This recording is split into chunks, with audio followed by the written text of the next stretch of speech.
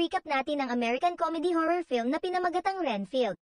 Noong unang bahagi ng ika-20 siglo, isang English real estate lawyer na pinangalanang Robert Montague Renfield, ay nakilala ang Transylvanian vampire na si Dracula, umaasang makakapag-deal, na makakapagpabago ng kanyang buhay. Si Renfield ay naging ang pinagkakatiwalaang katulong ni Dracula at naging kanyang pamilyar, na magbibigay ng pangangailangan ni Dracula at magdadala sa kanya ng kanyang biktima upang pakainin.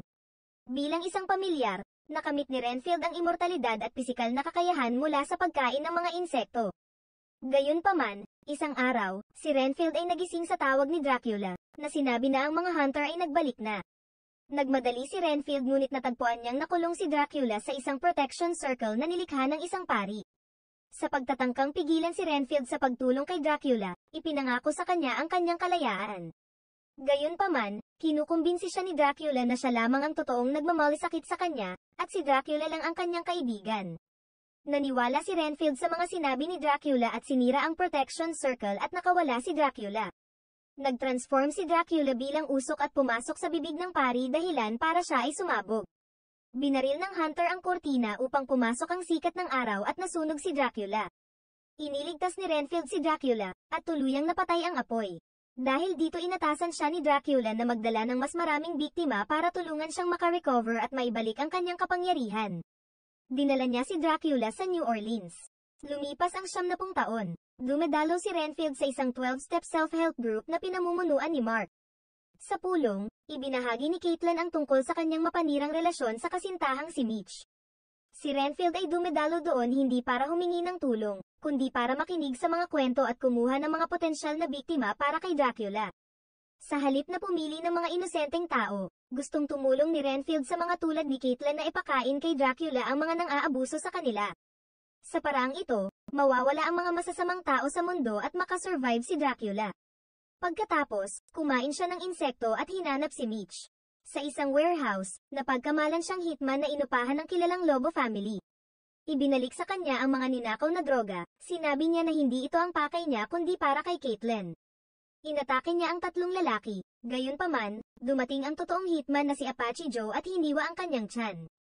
Nang puputulin na ang kanyang dila, bumusina si Teddy, dahil dito, nagawang saksakin ni Renfield ng ballpen ang lalaki. Kumain siya ng insekto para lumakas. Sinuntok niya si Joe ng malakas at natanggal ang ulo nito na tumalsik sa kotse ni Teddy at agad na umalis. Sa checkpoint, ang pulis na sina Rebecca at Chris ay nakita si Teddy. Tinangka ni Teddy na tumakas ngunit siya ay naaresto. Samantala, dinala ni Renfield ang 4 na walang buhay na mga katawan kay Dracula, ngunit hindi ito nagustuhan dahil sa kanilang masamang lasa. Iginiit ni Dracula na gusto niya ang mga inosenteng tao, tulad ng mga madre at cheerleaders, dahil ang kanilang kadalisayan ang magbabalik ng kanyang buong kapangyarihan. Pagkatapos, sinabi ni Renfield na dadalhin niya ang gusto ni Dracula. Sa New Orleans Police Department, si Captain Browning ay pinalaya si Teddy. Galit na galit si Rebecca, na kumuha ng pansin ng kapatid niyang si Kate, isang FBI agent. Laging nakakalaya si Teddy sa kabila ng lahat niyang ginagawa. Ipinayo ni Kate kay Rebecca na huwag hayaang kainin siya ng galit. Alam niya ang pagnanais ni Rebecca para sa hustisya sa kanilang ama laban sa Lobo family. Sa mansyon ng mga Lobo, nag-aalala ang ina ni Teddy na si Bella Francesca tungkol sa kanilang lumiliit na kapangyarihan at ang kawalan na ng takot ng kanilang mga kaaway. Noong gabing iyon, sina Rebecca at Chris ay nagsagawa ng investigasyon. Natunto nila ang isang inabandonang establishmento kung saan nakita ni Rebecca ang ginamit ni Renfield upang saksakin si Joe. Sa restaurant, naghahanap si Renfield ng maibibigay kay Dracula. Nakita niya ang isang grupo ng mga madre at maya-maya ay pumasok ang mga cheerleader. Gayunpaman, biglang dumating sina Rebecca at Chris dahilan para ihinto ni Renfield ang kanyang plano. Nang papaalis na siya, dumating ang grupo ni Teddy at Nam Ariel na nagdulot ng kaguluhan. Sinubukang kumain ni Renfield ng insekto ngunit nabitawan niya ito. Lumapit si Teddy kay Rebecca at ikinwento ang nangyari sa kanyang ama. Para makaligtas, kailangan sabihin ni Rebecca na siya ay pagmamay-ari ng lobo. Ngunit tumanggi si Rebecca at sinabing siya na lamang ay barilin. Nakita ni Renfield ang insektong malapit sa plato na mabilis niyang kinain. Lumakas siya at napigilan ang pagbaril kay Rebecca. Matapos matalo ang mga tauhan ni Teddy, pinuri ni Renfield si Rebecca sa kanyang katapangan. Pinuri at nagpasalamat din si Rebecca kay Renfield sa kanyang kabayanihan. Biglang nag-communicate si Dracula kay Renfield sa pamamagitan ng telepathy. Pagdating sa bahay ni Dracula, na unti-unti nang nakaka-recover, inihayag niya ang plano para sakupin ang mundo. Labis na nag-alala si Renfield na agad na pumunta sa kanyang support group at humingi ng tulong para makaalis sa isang relasyon. Napagtanto ni Renfield na kung titigil siyang ibigay ang mga pangangailangan ng kanyang amo, at unahin niya ang kanyang sarili, hindi makakabalik si Dracula sa kanyang totoong lakas. Si Renfield ay nakahanap ng empowerment at nagsimulang kontrolin ang kanyang buhay. Umupa siya ng bahay at bumili ng makukulay na damit, pagpapahayag ng kanyang masiglang enerhiya. Patuloy na dumedalaw sa grupo at binigyan siya ni Mark ng self-help book. Sa istasyon ng pulisya, dinala ni Rebecca ang mga saksi mula sa restaurant at kumbinsihin ang mga opisyal na ikulong si Teddy.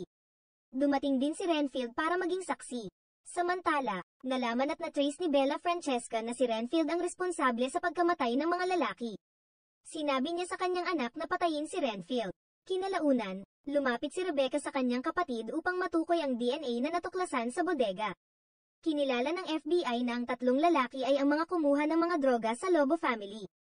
Hinanap ni Teddy at ng kanyang mga tauhan si Renfield sa isang abandoned hospital, na hindi alam na ito ang kuta ni Dracula.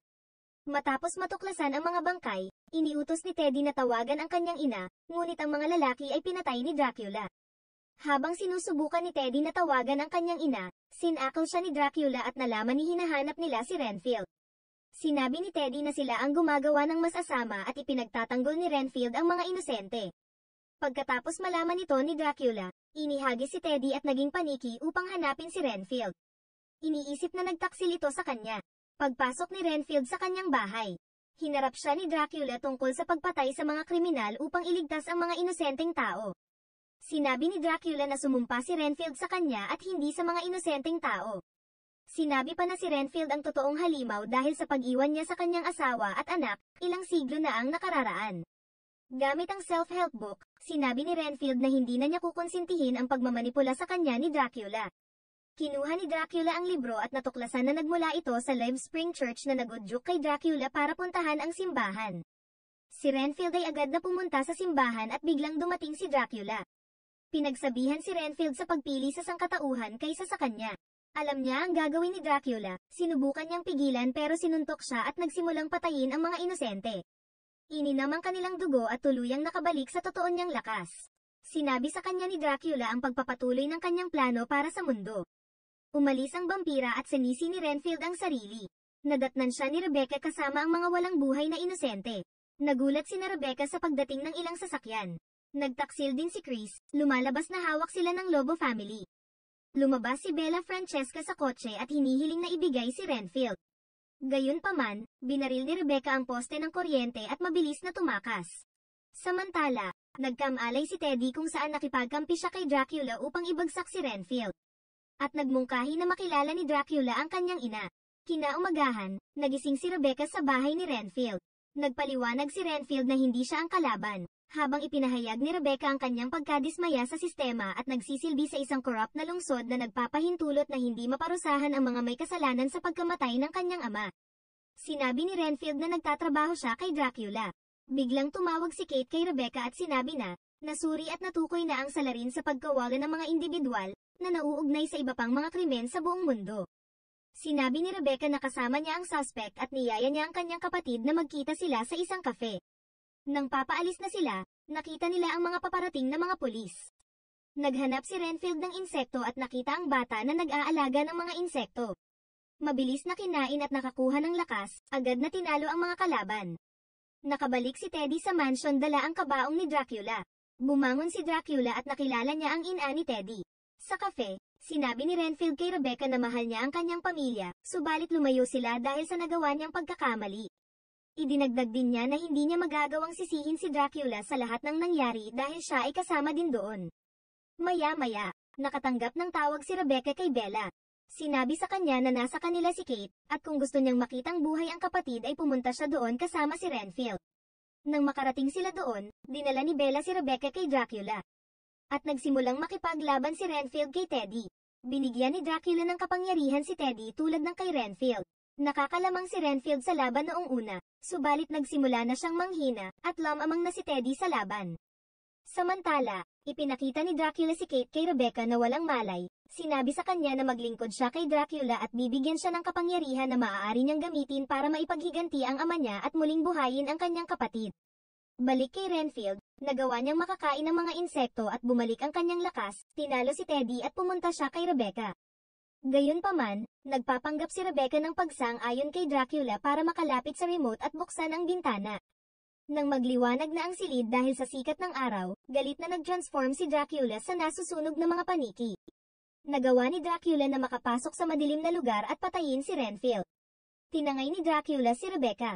Habang nakalutang, kakagitan na sana ni Dracula si Rebecca, nang barilin ni Rebecca ang paa ni Dracula. Tumulo ang dugo ni Dracula sa bibig ni Renfield na nagdulot ng muling pagkabuhay nito. Agad na pinigilan ni Renfield si Dracula. Tinakpan niya ang bibig nito at tumagos ang mga pangil sa kamay niya. Sa kabila nito, nagawa ni Dracula na sakalin si Renfield. Dahil sa determinasyon ni Renfield, nagawa niyang makaalis at magulpi si Dracula. Samantala nakita ni Rebecca ang mga droga, at gumawa ng protection circle. Habang hinahabol ni Dracula si Renfield, napunta siya sa circle. Dahil walang magawa si Dracula sa loob nito, sinamantala ng dalawa nagalpihin si Dracula hanggang sa magkapira-piraso ang katawan. Pagkatapos, sinimento ang mga ito at inihulog sa imburnal. Pagkatapos na matagumpay na pagdispatse kay Dracula, inaresto ni Rebecca si Bella at pinagaling si Kate gamit ang dugo ni Dracula. Binuhay din ang mga kaibigan ni Renfield na nagbigay sa kanya ng panibagong buhay. At dito natapos ang pelikula.